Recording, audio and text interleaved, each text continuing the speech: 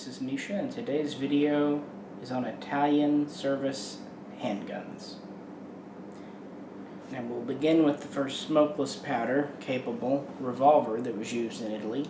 This is the Bodeo or Bodeo 1889. It's a relatively standard revolver, has a few interesting features. It fires a 10.35 by 23 millimeter cartridge. Initially it was black powder, but in 1899 or thereabouts they switched the load over to smokeless. It has a single piece frame. It has a loading gate with a 6-shot cylinder here. Now what's kind of interesting about this, when you flip it up, probably the most unique feature is that it has the folding trigger guard. So to let the trigger down, you can either pull it down manually or cock the hammer back and it falls down. So it's single action or double. When the loading gate is down, you can spin the cylinder by pulling the trigger. You also have an ejector here that is fixed on. It just comes out. This one's just a little bit bent. Get it out here, and very sticky. Well, maybe. This one's being difficult on me today. There we go. Get it out of the way now. Just like a standard ejector.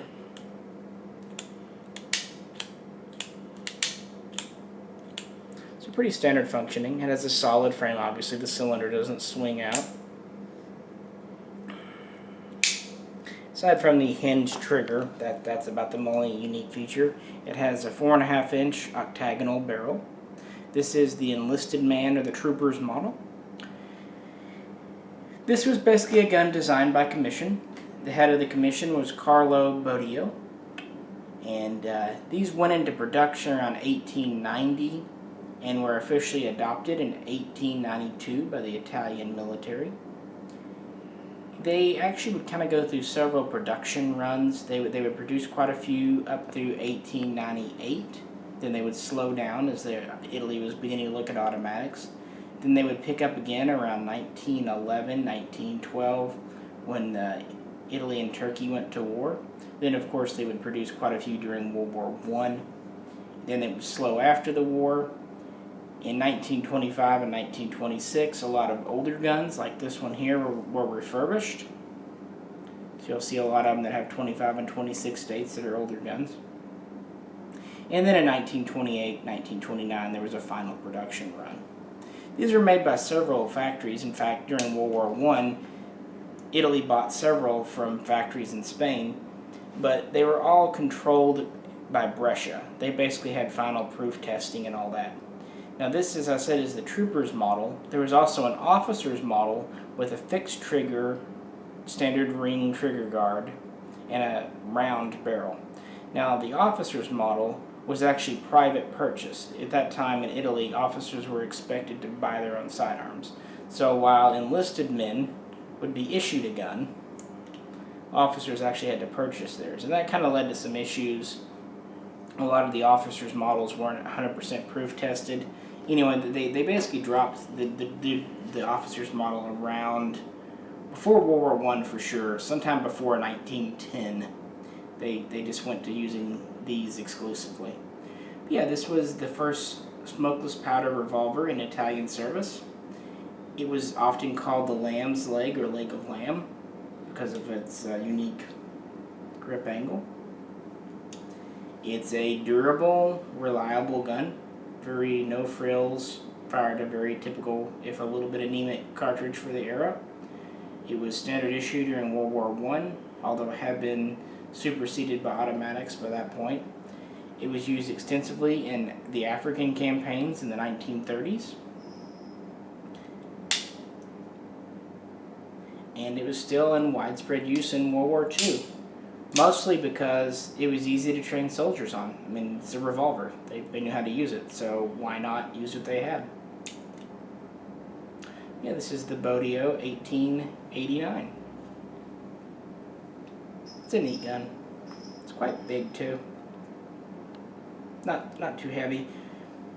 Interestingly, this real thick frame is made of iron, not steel. The cylinder's steel, of course. So when they actually went over to production in Spain, the Spanish factories had no trouble producing these because of that's how they did the ruby, using thicker, lower grade metal. So the Bodeo is well suited for Spanish production. Yeah, you can find these today, surplus. They're not hugely collectible, but very interesting. Probably the biggest limiting factor is the 10.35 caliber, which is definitely obsolete by today's standards. Well, that revolver remained in service, like I said, through both wars. However, this here was the first automatic pistol developed in Italy for use by Italian forces. This is the Glisenti Model 1910. It was developed by Beretta Model, and its roots kind of get traced back to around 1902, 1903. It went into development. Well, to backtrack a smidge, in 1898, the Italian Navy actually adopted the C96 broom handle Mauser. They tried out the usual suspects for that era: the Borchardt, the Mannlicher 1894, even a revolver design, the Navy from Colt. But in the end, they purchased 5,000 broom handles. Well, around 1903, the Italian Army began to be interested in having a semi-automatic. Well, this design was in development during 1905, 1906. It was initially chambered for 7.65 by 22. Relatively mild cartridge, which is good because this is a relatively weak design. I wish I could show you internally here, but there's lots of pictures online and other things. Obviously, it cocks a lot like anything else. You've got a kind of a heel-mounted mag release here, if I can get this critter to come out.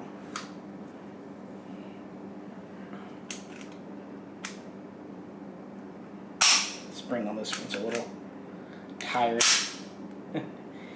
Has a 3.75-inch barrel. Well, the Italian military tried this out, and they liked it, but they really wanted to have a 9x19 caliber parabellum gun. So what happened, these were in development at the Glisenti factory, but then they were sold to the Brescia factory around 1908, who reworked it to fire a 9x19. But unfortunately, this is a single locking surface gun, and it actually has a hinged frame, much like a revolver. This actually unscrews here, and your frame comes off. So that meant it's actually quite weak internally.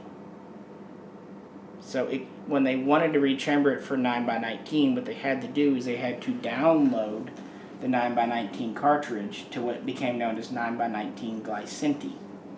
I think it's funny that Brescia actually did the rechambering, and then they named it after the original factory. I'm going to put this in my lap to put the side plate back on. So that's, I'm not very practiced at this because this isn't obviously a weekend shooter for me. But so yeah, they, this has a little, you just screw it back in, and then it has a spring-loaded plunger below to lock it in. That's it. That's all that holds the gun together, is this little spring-loaded catch here.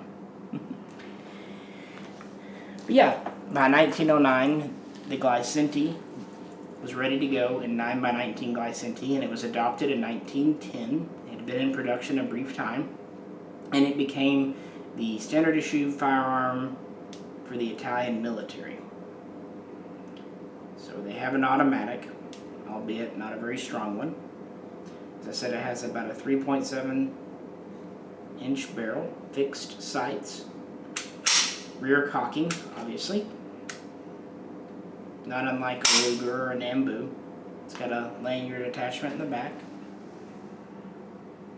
It actually stores a takedown tool in the grip. A very kind of odd heel mounted on the side mag release. Single action trigger has a grip safety in the front. That's the only safety on it. Typically trigger, just a trigger. Fires from a 7-shot open-sided magazine. Yeah, these went into production. They were the standard issue during World War I. Between 1909 or so and around 1920 or 25, sources are unclear, about 100,000 of these were produced.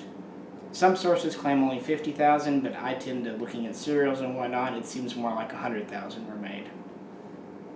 There was a simplified version known as the Model 1912 Brixia, because the original 1910 Glisenti was pretty complicated to produce. There's a lot of intricate machining on this receiver. It is a locking breech gun, even though it fires a very low-powered round. I mean, 9x19 Glisenti is not much more than 380, 9x17 Kurz, or as it became known in Italy, Quarto. But still, it was their gun.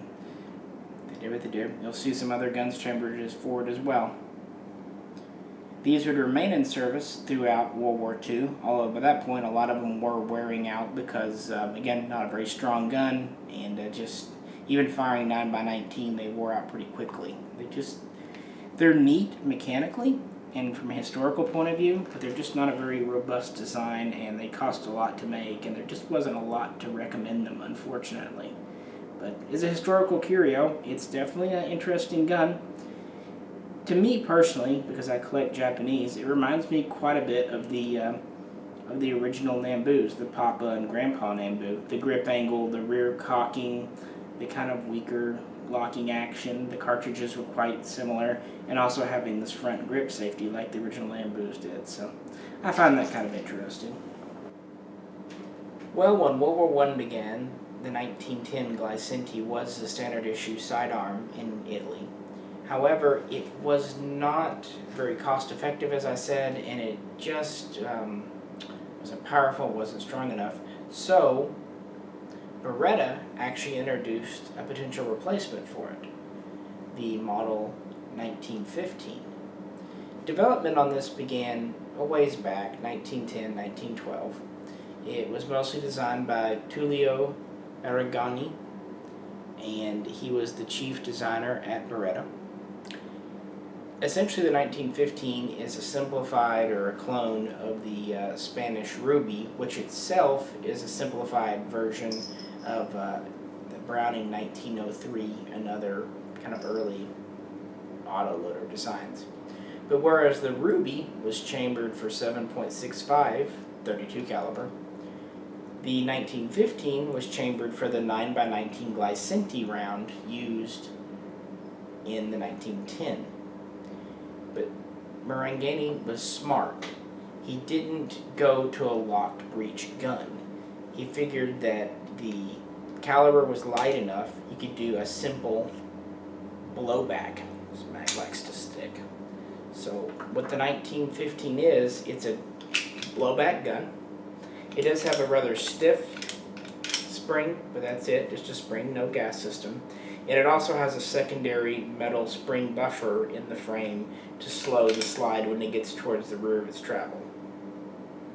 It has a hammer, but it's concealed, much like the Ruby would be. It has a manual safety here that blocks the trigger. And it also has a secondary safety in the back. What this does, and this one's a little stiff, let's see if I can do it here. There we go. What that does is it blocks the hammer.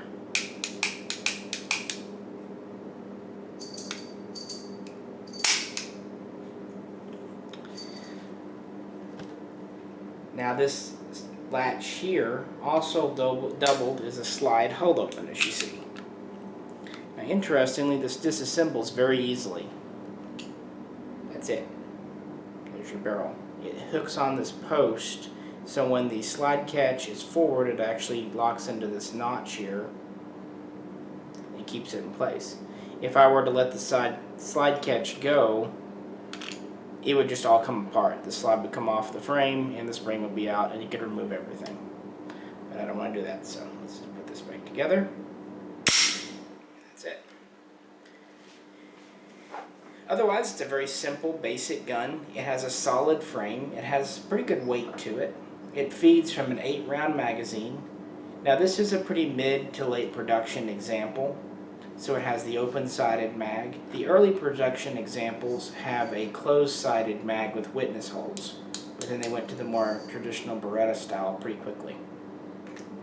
We have a heel-mounted mag release here, pretty straight with the serrations. We have this lanyard loop here. That's about it for features. Single action trigger. This barrel is just about 4 inches long. As you can see, the front sight is part of the barrel. The rear sight is part of the slide.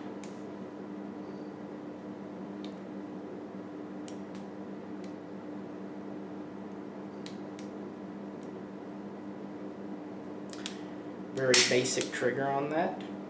Nothing special there. But yeah, just a simple single action firing 9x19 Glisenti that was, this was actually not a replacement for the 1910.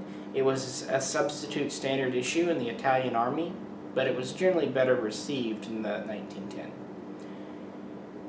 Beretta would deliver about 15,000 to the military in 3 batches of 5,000 each, and then they would do a small run of a few hundred for commercial purposes, and most of those were actually purchased privately by Italian officers too, who at the time were responsible for buying their own sidearms. I've seen production numbers in anywhere from 15,300 up to about 15,600. Production ranged from about 1915 until about 1918. And that was pretty much it for Beretta's first production automatic gun. This was the first pistol that the Beretta factory actually made and marketed and sold, so it's kind of historically significant for that. So this was the first that in the line that would be, you know, the M9, the 92 FS. You can tell it still has the open top slide. Interestingly, it has an ejection port, but it has this bridge back here. Well, after the 1915 and 9x19 Glisenti, we have the model 1917, often called the 1915-1917. This is essentially the exact same gun, except scaled down to fire 7.65 millimeter. Accordingly, it has a 3.5-inch barrel, and it's about 3/4 the size of the 1915. It has the safety here, acting as the same trigger block, as well as slide hold open. It disassembles the same with the barrel pulling up. However, it lacks the safety in the rear. It's just smooth back here, so there's no hammer safety now. We have the similar type of mag release, really exact same. This fires from an 8-round mag that looks like a miniature version of the 9x19. And these were fitted mostly with these vertically grooved wood grips, but a few were also fitted with metal grips. But the 1917 went into production around 1917 and was in production until around 1921 to 1922.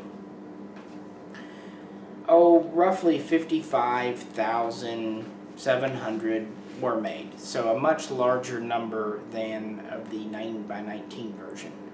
Many were purchased by the military, many were used, probably even more, by Italian police, and several were sold on the commercial market. In a way, this was a simple, reliable little gun, a lot smaller than the other version, firing a more common cartridge, and .32 caliber was always considered very adequate by European standards for self-defense. One other internal difference. Lock this back. It actually, you probably can't see in here, but the firing pin doubles as the ejector, much like on a modern high point. The 1915 actually has a separate ejector and extractor, but this one, it doubles here, the firing pin, as the ejector. Also, it lacks the buffer inside. Obviously, you don't need a buffer for firing .32 caliber. Let this go. So that was Beretta's next. These two have rather heavy triggers, by the way. After World War II, the Model 1922 was released. This is often called the 1915-1919 due to the patent code on the side of the slide, but it's actually most likely called a Model 1922, but sources are not 100% clear. This is an updated 1917. Still firing .32 caliber. This has the pressed steel grips. It feeds from the same style 8-round open-sided magazine. But we're starting to have some mechanical differences. The slide lock has been reshaped here. And disassembly is now a little better. I don't know, better, but probably more reliable design. Let me drop the mag here. Instead of pulling the barrel up, because we have this bridge where the front side is actually part of the frame, our receiver now, or the slide, the front side's here, we can't just pull the barrel up. Instead, we push it back and we pull it up. I like this, do it like this so it won't scratch anything. And what this does, the way it locks into the frame is a little stronger and more reliable than the first pattern. So they reinforce things there. You're still using the firing pin as an ejector, which is kind of still very unique. Still has a very heavy trigger. I would almost argue that it's so heavy that it doubles as its own safety. You're not going to accidentally pull that. This feeds from essentially the same magazines as the 1917. And finally in this little series, we have the Model 1923. You notice this is large again. This is back to firing 9x19 Glisenti. Has a 4-inch barrel. It is essentially a scaled up 1922. It has the updated front sight on the slide, and the barrel comes out the same way. The biggest mechanical difference is now we have an exposed hammer. Still have pressed steel grips. Some of these also came with wood. Still feeds from an 8-round magazine. A little bit updated from the original 1915, but they're still interchangeable. Now the mag release has actually been updated a bit, whereas on the first 3 it's a straight angled catch. Now it's a rounded catch, a little easier to grasp. And this would actually be used and carried over into the 1934 and 1935, which we'll get to in just a minute. Now when Beretta designed the 1923, they were again going for a military and police contract. And the military purchased about 3,000 of these to replace some of their worn out or damaged or lost Glisentis in 1915s.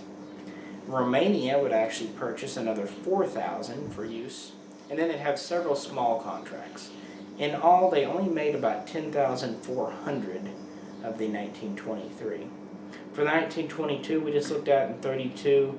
I haven't been able to find a really reliable production number, but it's probably around 43,000 best guess based on serials, just to put that in perspective.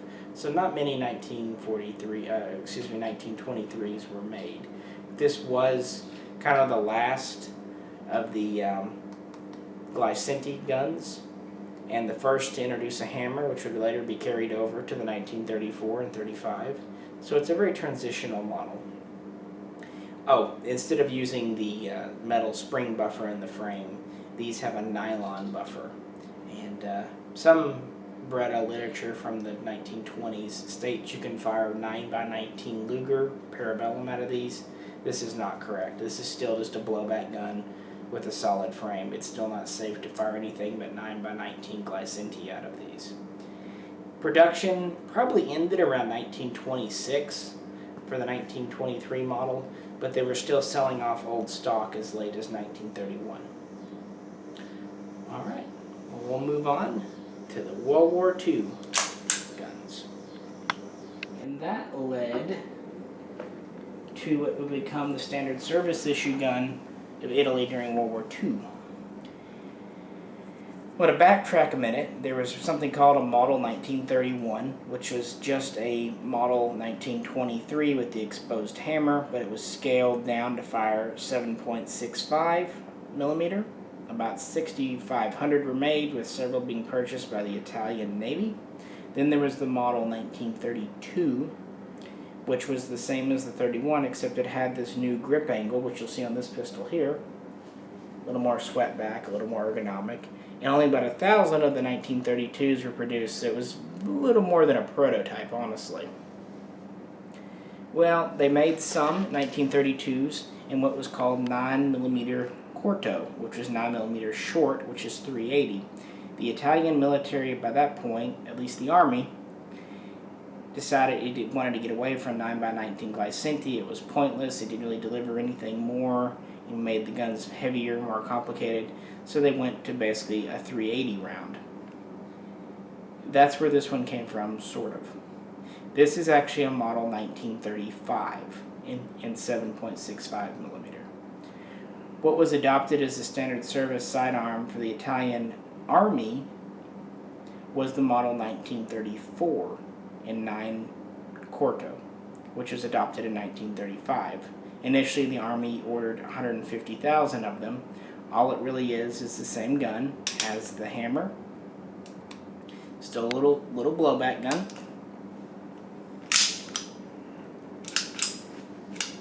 Nothing special there. The only changes they made, they added steel reinforcements to the Bakelite grips, and they put a half cock on the hammer for a little bit added safety. So, yeah, the Army adopted this in 380. Well, the Air Force and the Navy, who had been using the Model 1915, the Model 1922, the Model 1931, and so on, wanted to keep using 7.65 millimeter 32. So they just basically rechambered the 1934 and changed a few dimensions to be more compatible with the smaller cartridge, and came out with the Model 1935. So there were two standard issues, one for the Army, one for the Navy Air Force. These guns, the 34 and the 35, would replace a whole range of guns in Italian military service. I mean, we're talking 7, 8, even 9 pistol models. So they were trying to consolidate, which a lot of militaries were doing in the 30s. France comes to mind. A lot of guns were used during World War I, whatever they could get their hands on. These are really good little guns. The trigger's still not very fantastic. Heavy, but not quite as heavy as the other one. They would produce about 1,080,000 Model 1934s and about 525,000 Model 1935s. Production for the 34 lasted until 1980, and production for the 35 lasted until 1967. Even more interesting, the 34 would remain in active Army service until 1991. So it lasted World War II and the Cold War. But why not? It's a simple little blowback gun. For personal defense, it's reasonably powerful. You know, it does what it needs to do. Again, it has the very easy to take out barrel for cleaning. The whole reason Beretta kind of went with these, in 1929, Karl Walther in Germany introduced the PP, and then in 1931 the PPK. These pistols were vastly popular in Europe, especially in Italy too. So that's why Beretta was keeping on with these little 32 and 380 guns. They were trying to compete with Walther. They didn't want Walther to get a military contract and then miss out. So that's why it worked for them. Up until this point, they never really had a locked breech gun, even though they tried the 9x19 Glisenti. But yeah, these were produced throughout before and during World War II. About 40,000 were sold to Romania of the 34, and about 1,500 of both models were given to Finland to help against their fight against Russia. In 43, Italy split into two as half of it surrendered and the other half got occupied by Germany. So in 44, there was a large German contract that Beretta was fulfilling because they were being occupied. So you'll see quite a few with Nazi proof markings. Production would continue after the war, as I said, and this would remain in standard service. These were sold both commercially and to militaries, and just a good, solid steel handgun. Still has the typical Beretta look. You'll see quite a few of these as bring-back guns. A lot of U.S. soldiers and whatnot served in Italy. Easy to throw in a rucksack. Like I said, not terribly remarkable, not terribly innovative, but very well made, and kind of the culmination of what they began with the Model 1915. Well, that was what was in use. But as early as 1938, Beretta became interested in making a full-power 9mm gun, which eventually led to this model here. This is the Model 951 or 1951. This was Beretta's first commercially successful 9x19 Parabellum locked breech design. It uses a P38 style falling wedge to lock. They tried, when they were prototyping it, they did try the Browning style, the high power, the 1911 style tilting barrel, tipping barrel, but they ended up going with the Walther style. Feeds from an 8-shot mag, single stack, obviously. Go in there. It's a little stiff to get it in. Has a 4.5-inch barrel. It is single action only. Has a very peculiar safety, kind of a cross bolt like you'd find on a shotgun. Gotta have the hammer back to flick it. Here. It's not so hard to take off, but to take it on, you gotta come from the other side. Has a push button mag release, but it's at the heel here, sort of, not up where most Americans would want it. But yeah, this was really one of Beretta's first internationally recognized and commercially successful pistols. It would go into limited production in 1953, and then in standard production in 1956. Up until this point, these were all made to some degree by Marenghi in Beretta employ, but he would actually pass away in 1957. So from this point onward, he's not inputting out the designs. These would actually not be purchased by the Italian Army. They would keep on using the Model 1934 and 9mm Corto. However, the Italian Navy would purchase the 1951, as would many Italian police departments. More interestingly, both Egypt and Israel would purchase these and use them against each other. Egypt would even make a license to produce them under the name Helwan, which probably a lot of you are more familiar with than the Italian versions because they were imported en masse here. Iraq would also purchase and produce a copy of the 1951. So these are really popular in the Middle East because they were very well suited to dust and sand. They worked well in that kind of environment. You've got a large ejection port here. It's hard to get stoppages. Simple single action system, so not a whole lot to go wrong. We do have a manual slide release now, finally. First on a Beretta pistol. Big light grips. But yeah, there's also a select fire version of this made as the 1951 IR. Kind of unusual. But yeah, it's definitely... This gun is interesting because you can see a lot of design cues from the older guns, especially the single action trigger, the open top slide, kind of the grip angle, the kind of the toe on the magazine that hangs down. On the other hand, it was the first in their new style because it was a 9x19 Parabellum and it was a locked breech. So it's kind of the last of the old, first of the new. And I'm including it in this, even though it was only used by the Italian Navy. It's just such an important part of Beretta pistol history. You really can't ignore it. Plus, it just feels really good. It's a nice gun. This one here is Israeli surplus, for what it's worth. Came from Century many years ago. After Beretta did the Model 1951 in 9mm, what they essentially did was they scaled it down to fire 32, 7.65. And this is what was released. This is the Model 70, also known as the new Puma for commercial purposes. In their product line, this is what essentially replaced the 1935, so it's in the same series as that, in the 1915 and 1922. So this is their small service size 32 caliber gun. This came out around 1958, and initially it had a lot of the same features and ergonomics as the 1951. It is single action only, same trigger system. It has a manually cockable hammer, of course. We have a cross bolt style safety, just like on the 1951.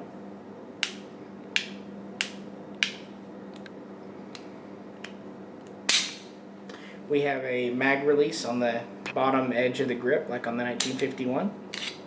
This feeds from an 8-round magazine. Has the finger rests. The sides are solid body, and then the witness holes are in the back.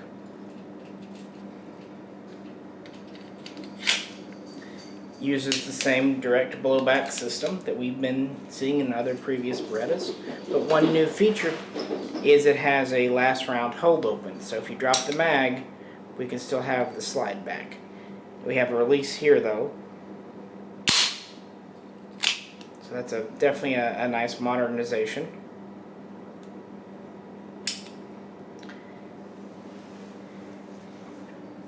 The takedown catch is also like the 1951, just rotated, very standard Beretta there. So they kind of got away from the push the barrel out when the slides back feature. Now early on, this was the version, the Model 70, we have kind of a Bakelite nylon style grip.